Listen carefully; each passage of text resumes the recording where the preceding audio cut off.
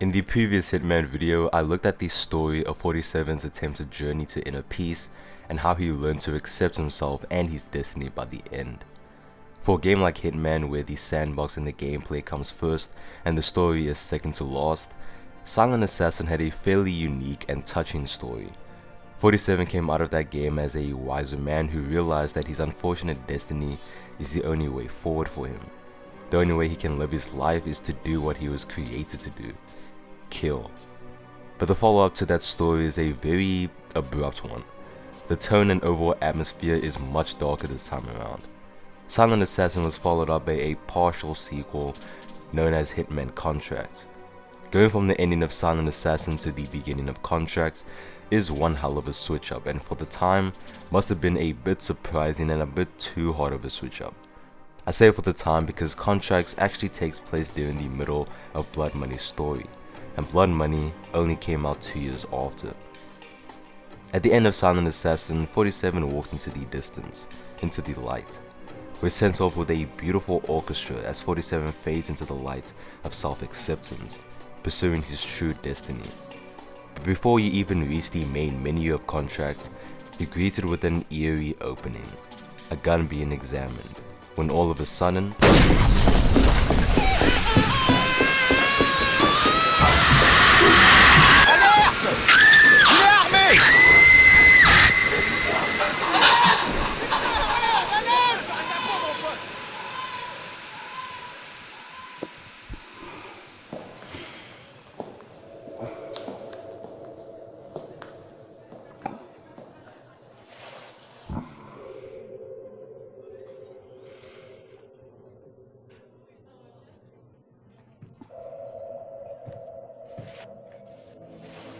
He knew me, actually recognized me, and looked me in my eyes. And he expected me. As if... Oh, that's impossible.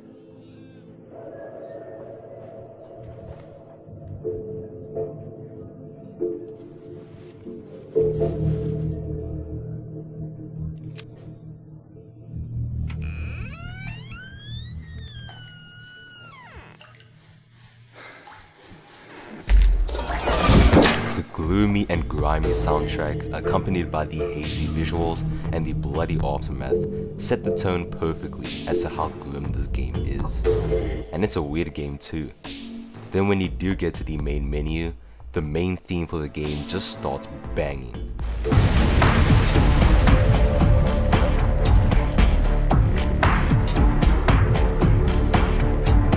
This grimy, eerie, orchestral and dark anthem just soundtracks a view of 47 near a window with his now iconic sniper. This menu theme is a thriller. Hitman Contracts is a lot of things. It's dark, it's gloomy, it's surreal, gory, kinky, messy, adult, cinematic, and just weird. It's honestly one of my favorite Hitman games, alongside the World of Assassination trilogy and of course Blood Money. Contracts is pretty underrated. It's not really talked about much beyond its dark tone. It's probably due to the fact that this game feels somewhat like an expansion to Silent Assassin in terms of the overall presentation, rather than a fully fledged sequel to said game. It feels like a much more improved and almost fully realized version of what Silent Assassin was trying to be as a game. A lot of the annoying jank from Silent Assassin is polished up here, and Contracts just feels like what that game should have been in terms of presentation. Because even though I didn't mention gameplay in the Silent Assassin video, that game was quite rougher on the edges, but still satisfying when you got into grips with it. Contracts just feels right, despite half of this game being a remake of Codename 47, the series' debut. Unlike the Silent Assassin video, I'll be looking into a bit more than just the story and themes of the game. I'll also be looking into the tone, the soundtrack, the iconic atmosphere, the imagery, so on and so forth. This isn't the typical review where I look into a game as a whole. Instead, I want to dive into what makes this game so dark and mature and so mesmerizing, as well as some of the underrated bits of the game. This is the darkness and surrealism of Hitman Contracts. These are the fever dreams of a Silent Assassin.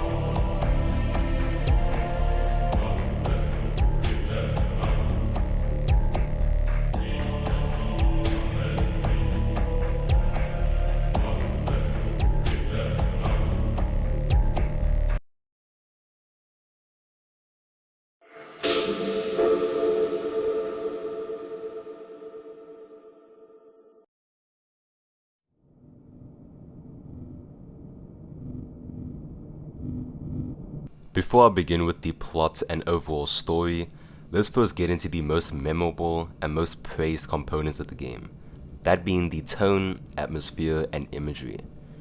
Contracts goes for this grim and dreamlike aesthetic and feel. I like to compare it to the likes of the PS2 version of GTA 3.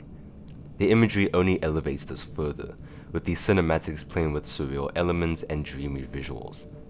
Some levels like the Meat King's Party or the Hong Kong levels having these gloomy colors, transitions, and hazy fog. The Meat King's Party also displays how edgy and adult this game is, with kinky uniforms and sexual displays, gory environments and gruesome scenarios, the cold and occasionally warm color palettes, and it all works in unison. Another thing that elevates the tone and the vibe of this game is the soundtrack. Actually, the overall sound design of this game is kind of ahead of its time. The way different sound elements transition or are cued at very certain times are amazing. The soundtrack sounds like something straight out of Silent Hill. It gives many of the environments an unsettling, eerie, and very hostile feel.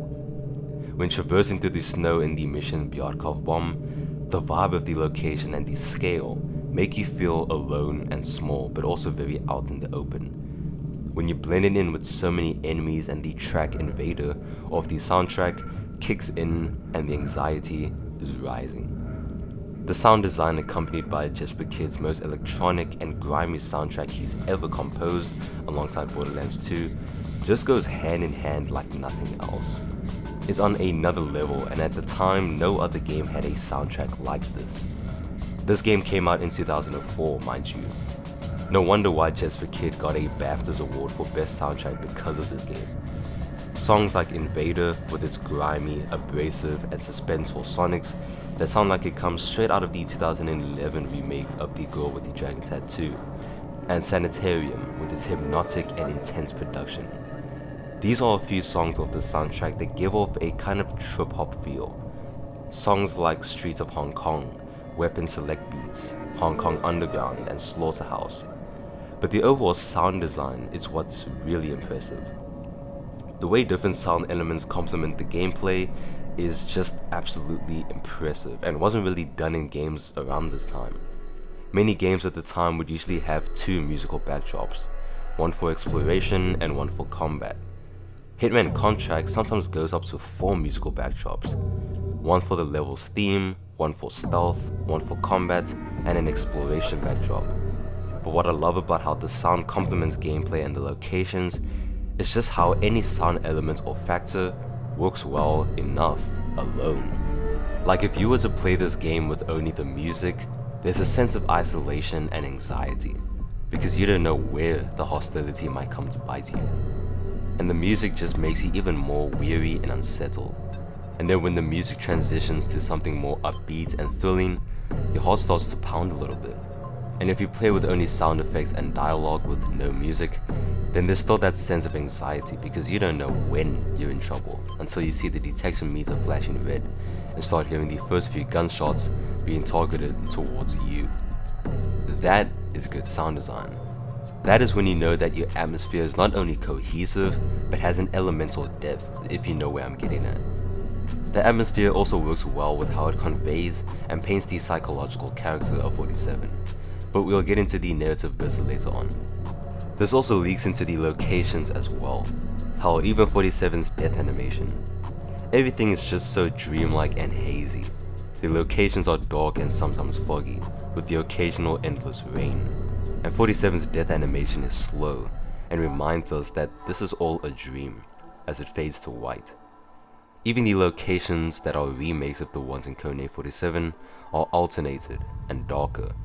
Every map is decorated in cold conditions under a night sky, which represents the time of day that 47 is witnessing these dreams, and also symbolizing the mind and heart of darkness that 47 contains when carrying out contracts.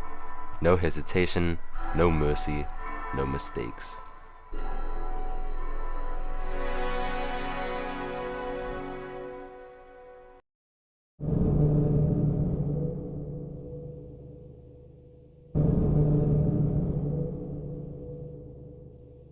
The story is fairly simple and there isn't that much to it. Things actually begin during the middle of Hitman Blood Money. In Blood Money, 47 is sent to do a contract at an opera house in Paris. He's tasked to assassinate two targets, Alvaro Dalvode and Richard Delahunt. After successfully completing the contract and leaving the scene to head back to his hotel room, we get this brief shot of a man who is disguised as a cop, the man being Albert Fournier.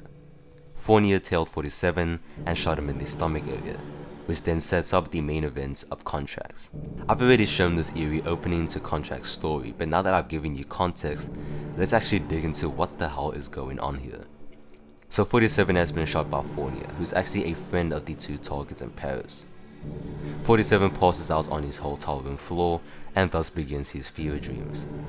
The story of Contracts kind of plays out like a retrospective character study of 47, because these dreams that he has looks back at his past contracts with some alterations, hence why some of the Codename 47 locations are remade, but that was also for budget and time's sake. He dreams about the death of Ortmeyer, which happened at the end of Codename 47, but this time we get to see how he escaped the place. He dreams about a contract taking place at a fetishist party. Another one has him getting rid of dirty bombs and a weapons dealer in Kamchatka, Russia, assassinating a nobleman and his son at a manor in the UK, killing a criminal biker in Rotterdam, killing 3 of 47's fathers in Budapest, so lastly killing a triad boss in Hong Kong and firing up a triad war.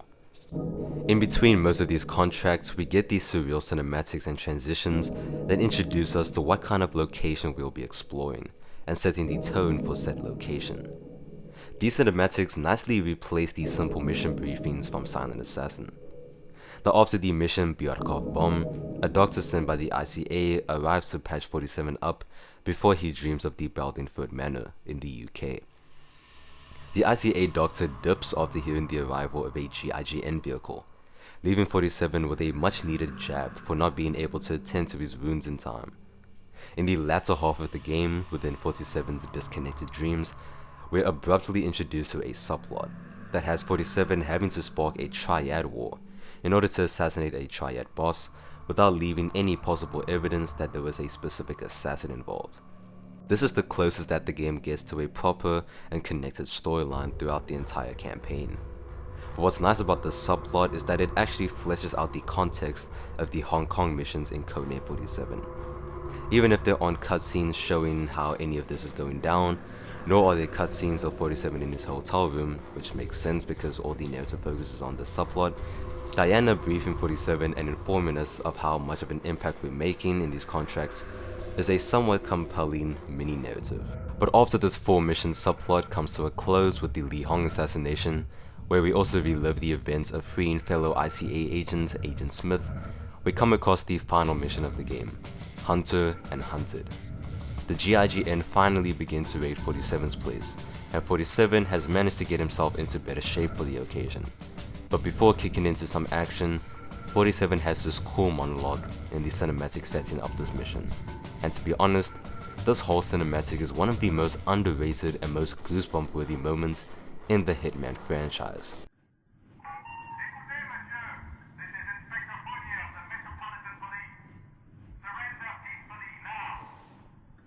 This room.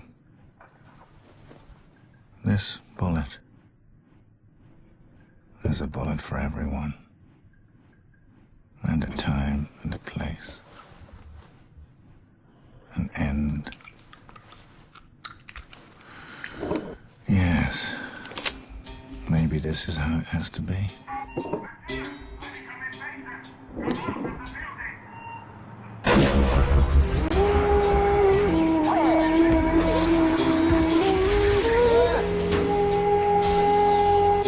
Inspector, you obviously learned too much about me. I can't have that. Not even in my death. For the last job, 47 has to escape the area in one piece, while also killing the man who wounded him, Albert Fournier. Once that job is done, 47 hops onto a plane accompanied by Diana, and the rest is history. In summary, 47 needs to recover from a fatal gunshot wound while having fever dreams in the process. An ICA doctor comes to help treat the wound, but leaves in the process of triaging in looking for 47. They raid the building, 47 escapes and kills the man responsible for his near death and hops onto a plane with Diana. The story then continues from where Paris left off in Blood Money, and that's it. Admittedly, the plot of Contracts is messy. All these contracts and dreams have nothing to do with one another except for the Hong Kong missions. The antagonist is mentioned once as a pronoun and is only seen at the end of the game, and then the main story at hand is very simple and painfully short, as well as disjointed. But to be honest, I feel like the focus of Contract's story isn't necessarily its plot per se. It's essentially about the psyche of 47 and showing the professional assassin at his most vulnerable. I mean, the setup of this game is the fact that 47 had his guard down, and now he is dying from this fatal wound and his fatal mistake. The mind of 47 is shown through how these past locations look. Like I've mentioned before when talking about the imagery of this game, the locations are always seen during the nighttime with the occasional fog and rain. This is 47 looking at his past adventures through a darker lens by a darker alterations of Contracts and how they went down. A good example of these being darker alterations is the cinematic for the Meat King's party, where 47 violently knocks out a chef with a meat hook. They are a lot more grim than he remembers, which could also be symbolizing the fact that 47 is kind of dying when having these fever dreams. But first, what is a fever dream? They are vivid, weird, and emotionally intense dreams that one can experience when they have a fever or on some sort of overheated brain-based conditions. Some dream in black and white, others dream in full colors. In 47's case, it's both. When dying in a dream, the screen slowly changes to black and white, before fading to white. In fever dreams, the sleeper interacts with fewer characters or figures. In this game's narrative case, that kind of makes sense, since there isn't really a proper cast, nor do the targets have much depth to them. Fever dreams can include spatial distortion, where your environment constantly changes and varies.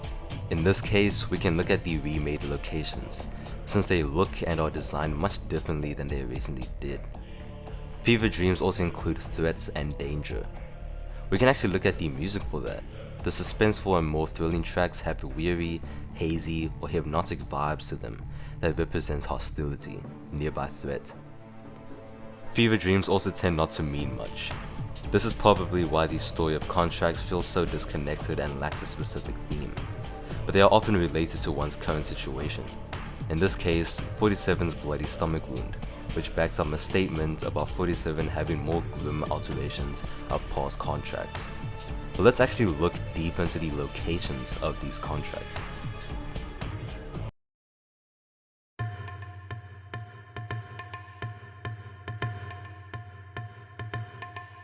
Beginning with Asylum Aftermath, the opening level.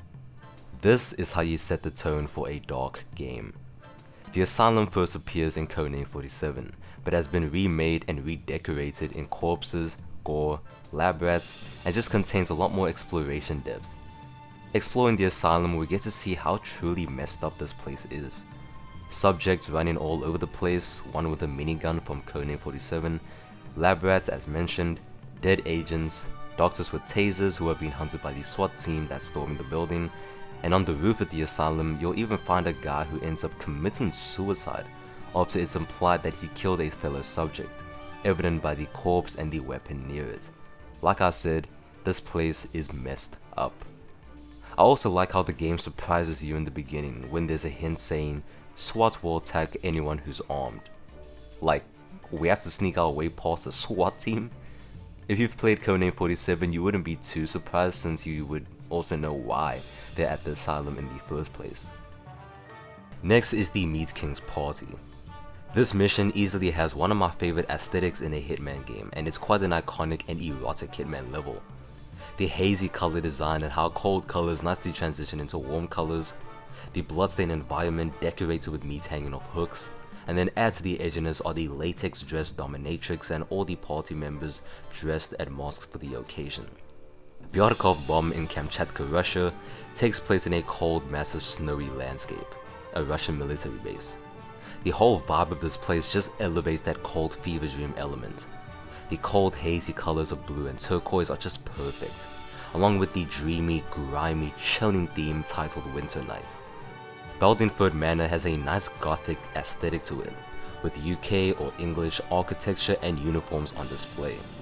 This is probably one of the more unique levels I've seen in the Hitman franchise, when it comes to environmental aesthetics. It's a pretty intense and challenging mission because you really have to know what disguises work in a certain room or part of the manor yard. The Rotterdam levels are personally my least favorite out the bunch. I'm just not a fan of the biker gang theme and the overall gritty look of these places. I can let Deadly Cargo, the second Rotterdam level, slide because it does have its fun ways of completing its objectives, such as disguising yourself as a SWAT member and then raiding a cargo ship, and it is aesthetically pleasing to an extent. But Rendezvous in Rotterdam just isn't my cup of tea.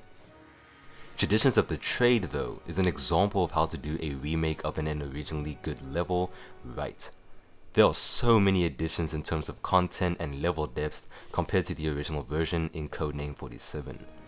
But yet you can still play this mission almost the same way as you did in that game. There are new rooms and even a mini storyline involving a murder of one of the hotel visitors. There's a crime scene and you can even see the ghost of the visitor. Spooky. There are more fun and challenging points of interest, and just the overall mission is great. The original Traditions of the Trade set the foundation of what a great Hitman level can be. It was the first and honestly the only level in Codename 47 that felt like a fully realized Hitman level, following the design of how Hitman games are made today. And this remake did it justice by making it one of the best Hitman levels in the franchise. The Hong Kong levels are some of my favorite in terms of design, looks, and story.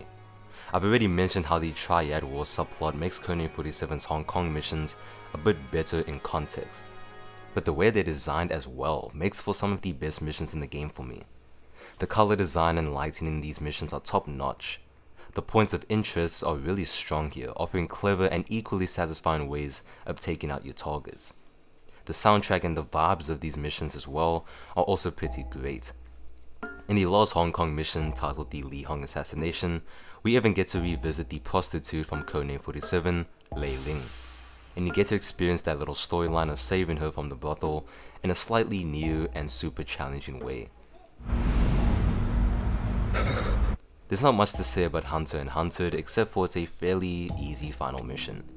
The SWAT raid the building. If you move to another room, a SWAT member will enter the room and you just need to take him out, take his disguise, walk out the building without making the others suspicious, then take out the target with a suppressed weapon, and that's silent assassin ranking for you. Overall, the levels and the mission design of contracts is pretty great, although I will admit that I'm not a fan of the majority of the additional objectives. Each mission except the first and final mission require you to assassinate 2 or more targets along with another objective, whether it's finding evidence or getting a certain item, etc. They kind of just get tiring and some of them are kind of just a chore to do.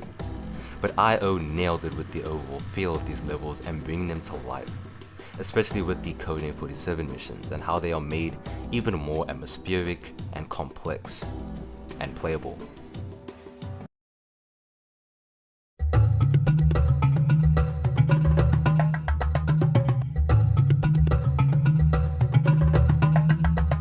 Whether you like it or not, the 6th Gen Hitman trilogy contains some of the finest artistic masterpieces in gaming, in their own way. Really the entire franchise is, except for Absolution and Sniper Assassin. While I didn't really dig into the actual gameplay in both this video and the Silent Assassin one, just believe me when I say that these games were honestly ahead of their time. I mean, they kind of feel unpolished now, especially when it comes to the AI in the first 3 games before Blood Money. They still feel rewarding once you come into grips with their complex systems. They are games driven and designed around trial and error gameplay, which add to the replayability. Even some of the factors that these games don't get enough credit for, like their storytelling. Sure, Contract's story feels very incoherent, disjointed, and very bumpy, and sure, the voice acting seems even worse compared to Silent Assassin, except for the natively English voice acting. But when you look at one of the main topics that Contracts covers, you have to give the developers their flowers, because the story does stay true to what a fever dream is like. It's still intriguing and does what more than a decent job at setting up gameplay context and narrative context, especially given the amount of time that IO Interactive had to develop this game. But even then, Contracts does easily have the weakest story in the franchise, I feel. It lacks narrative direction, and Silent Assassin still remains one of my all-time favorite Hitman stories. But I'd be lying if I didn't give credit to how experimental this game's presentation is. Some of you might wonder why I care so much about the stories of these kind of games, where the story should be the last thing to think about. I care because I like to make the most of what these stories have to offer, and what they offer tends to be a bit more than what you thought. Long or short, simple or complex, and believe it or not, there are some really cool things to find and think about in these kind of games. Sometimes that even makes you even more compelled to play the game. That's just how I feel though. Thank you so much for checking out the video. I really hope you enjoyed it. I spent more than 15 hours just refining and making sure the script is near perfect. I rewrote it a couple of times, and this is the final product. If you haven't checked out the Hitman video before this, I kindly urge you to check it out. I usually don't urge people to check out my content, but that video is generally one of the most beautiful essays I've ever written and my favorite video on this channel. I'm not sure if I should do this kind of video for Blood Money just to wrap up the 6th gen trilogy, but if you want me to, I'll gladly play through Blood Money from beginning to end for a video. I'm actually pretty excited to share some of the new videos that I'm working on. Basically when I was rewriting this video script, I started working on 3 other scripts, which is a bit overkill, but I like to write, you know. Until those videos see the light of day, everybody stay safe, stay entertained, take care, and take it easy. Cheers.